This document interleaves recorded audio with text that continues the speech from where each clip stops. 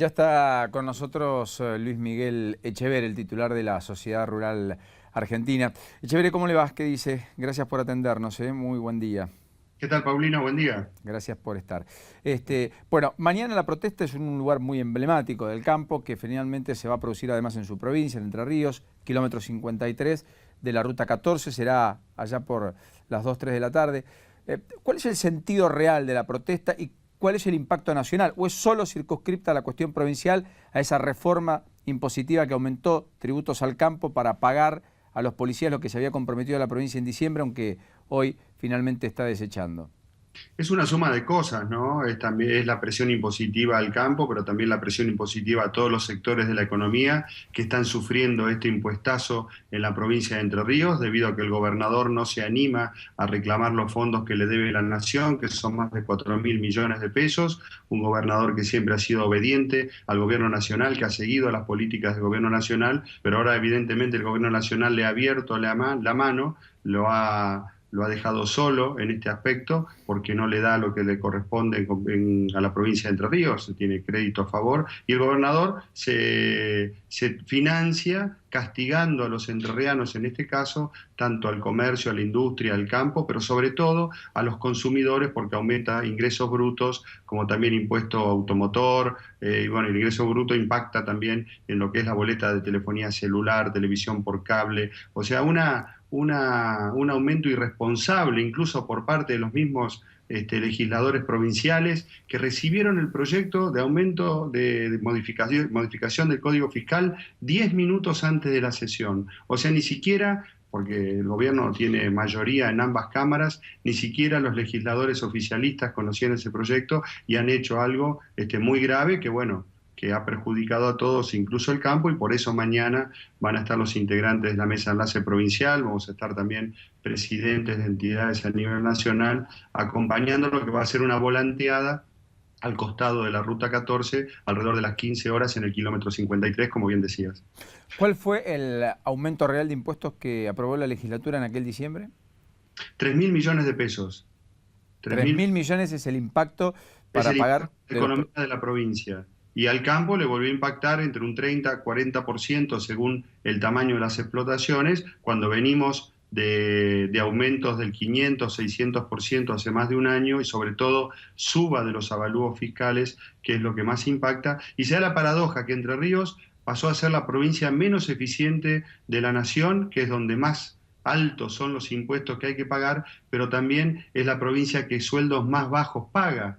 Inclusive, lo que mencionaste recién, tangencialmente, esta crisis que hubo hace pocos días, que lamentablemente llevó a los saqueos y a muerte, incluso en la ciudad de Concordia, ese día el gobernador se comprometió mediante un acta, puso su propia firma frente a los representantes de la Fuerza de Seguridad, con presencia de la Iglesia y de los comerciantes de la ciudad de Concordia, prometiendo que iba a pagar un salario de 8.500 pesos a la Fuerza de Seguridad, cosa que a los pocos días mandó a desautorizar a través del fiscal de Estado y de uno de sus ministros, desconociendo la propia firma, la propia promesa que había hecho el mismo gobernador. O sea que hay un descalabro de las cuentas fiscales, algo que ni más ni menos es un ejemplo chico de lo que está pasando a nivel nacional: descontrol de las cuentas públicas, altísima presión fiscal, intervención de los mercados, que hace que, por un lado, se asfixie a las fuerzas productivas, pero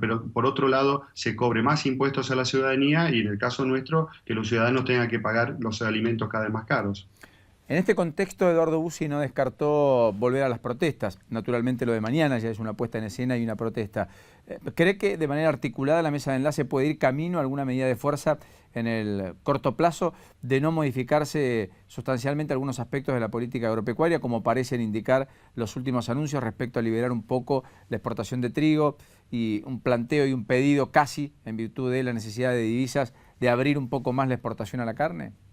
Ya, bueno, esta es una manera de empezar. Ya hay pedidos de diferentes lugares del país. Nunca descartamos ningún tipo de medida gremial, sobre todo teniendo la tranquilidad de espíritu que hicimos todos los pasos para tratar de que salga una solución a través del diálogo y del entendimiento. Hace 2 meses asumió aproximadamente el ministro de Agricultura. Pensamos que de la mano del cambio de personas podía venir un cambio de políticas, que eso es lo realmente importante. Al día siguiente que asumió le pedimos una audiencia a la mesa de enlace, no nos ha contestado hasta ahora. Al mes de ese pedido le pedimos una audiencia también al jefe de gabinete, que tampoco nos contestó hasta ahora.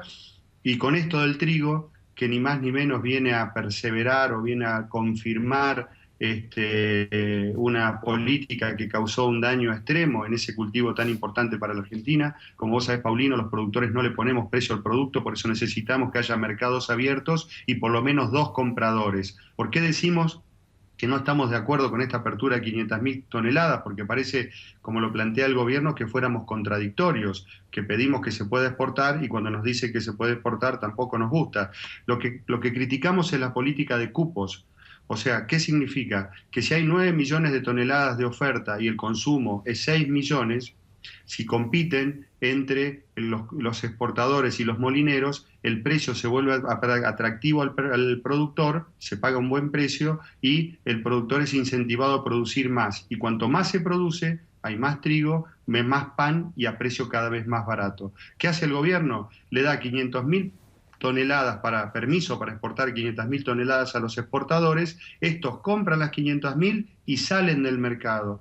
Y le deja el gobierno a la molinería 8,5 millones de toneladas para un consumo, una necesidad de 6. ¿Qué hace la molinería? Se cruza de brazos, como hizo los últimos 6 años, y cuando uno va a venderle el trigo, le dicen, no, mirá, ¿querés 10? Te ofrezco 6. ¿Querés cobrar al contado? Te lo pago en cuotas. ¿O sabés qué? No me gusta mucho la calidad de tu trigo. Vení mañana porque no sé si te voy a poder comprar o no. Debido a eso, los precios se derrumbaron los últimos 6 años. El productor triguero dejó de tener rentabilidad y pasamos de producir 17 millones de toneladas a 9 y ya sabemos lo que pasó con el pan. Incluso el año pasado, como recordarás, cuando por escasez subió el kilo de trigo, estaba a 4,30 pesos y el pan pasó de 6 a 22.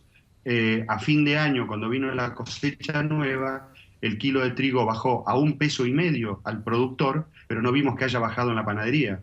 Y ahí es donde debería estar el gobierno, haciendo que se respeten, a partir de la baja del precio de las materias primas, que se respete un precio más acorde a lo que es la canasta familiar y no haya abusos en los precios del pan.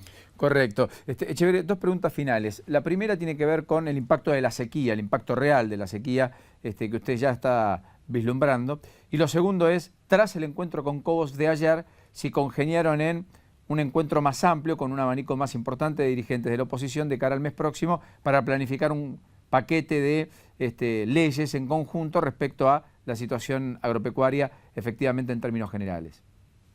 Con respecto a las sequías, inundación, todo lo que son los problemas climáticos, es uno de los mayores riesgos que tenemos los productores. ¿Y qué decimos? Por eso decimos que nos dejen capitalizar en los años buenos para afrontar los años malos. ¿Por qué? Porque las experiencias que tenemos es que el Estado es socio, no es socio, sino que cobra, en el caso de las retenciones, le vaya bien o le vaya mal al productor, pero cuando vienen estos problemas climáticos se borra olímpicamente como ha venido haciendo en los últimos años. O sea, ¿qué decimos?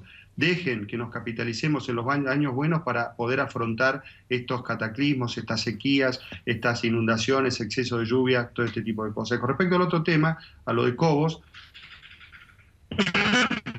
estuvimos con él ayer, el sábado estuvimos con la gente del Frente Renovador, con Massa, que presentó a la mesa de enlace lo que va a ser su tarea legislativa de este año con respecto al campo. Entonces estamos viendo que por suerte, y porque entendemos que están interpretando la fuerza de la producción, lo que es la problemática del campo, va a haber este año 4 o 5 proyectos posiblemente con respecto a lo que es mercados, presión impositiva, bueno, todo lo que tenga que ver con la actividad productiva, ¿no? Entonces lo que le estamos diciendo a los líderes de los diferentes partidos es, señores, si hay 4 o 5 proyectos, traten de que se unifiquen en uno solo para que realmente este año haya resultados y trabajemos de una forma coordinada para que ese proyecto sea lo más productivo posible y que el campo pueda expresar todo su potencial. Tuvimos una muy buena recepción, tanto por la gente de Massa como por Cobos, y seguramente en estos días seguiremos hablando con otros líderes de los partidos políticos nacionales. Correcto.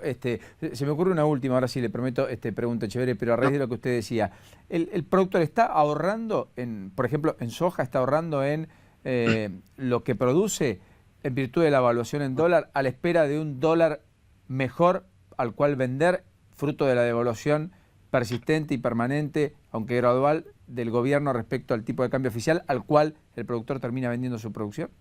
No, no, lo que hace el productor es tratar de mantener valor de su poder adquisitivo para pelear, o sea, para tratar de combatir la inflación que el gobierno no combate. El productor sabe que siempre el producto que necesita comprar va a tener una relación con el cultivo que tiene para vender. Siempre generalmente las cuentas se sacan de fertilizante, herbicida, gasoil, se dice, bueno, necesito tantas toneladas de soja, tantas toneladas de maíz para volver a sembrar, y dice, bueno, yo sé que si vendo toda mi producción y me quedo 12 meses en pesos, sé de arranque que voy a perder por lo menos el 30% de mi capital. En cambio, si tengo producto, por un lado, yo sé que a medida que necesito comprar, ese producto va a tener relación con respecto a los insumos que necesito pagar. Para los que tienen, hay otros que ya no tienen más. Incluso es importante, la pregunta que me hace es, porque acabamos de sufrir un nuevo ataque por parte de las autoridades de economía y bueno, a través del Banco Nación, que han discriminado a los productores de soja y le han cortado el descubierto, le han cortado los créditos que tenía, tratando de asfixiarlos financieramente para que en el caso que tuvieran todavía acopiado cereal para hacer lo que te decía, que no es especular, sino que es un acto de responsabilidad y de necesidad, obligarlos a vender en el caso que tenga una maniobra completamente baja, perversa, una extorsión que tiene nombre y apellido. La reglamentación del Banco Nación dice esto va destinado a los que directa o indirectamente producen o tienen soja en su poder. Realmente es inverosímil que se persiga así a un sector productivo del cual el gobierno ni más ni menos vive. El gobierno vive del campo y no deja vivir al campo. Luis Echeverría, gracias por este ratito en la mañana de Infobae. Muy gentil, ¿eh? Gracias, Paulino. Muchas gracias por llamar. Buen día.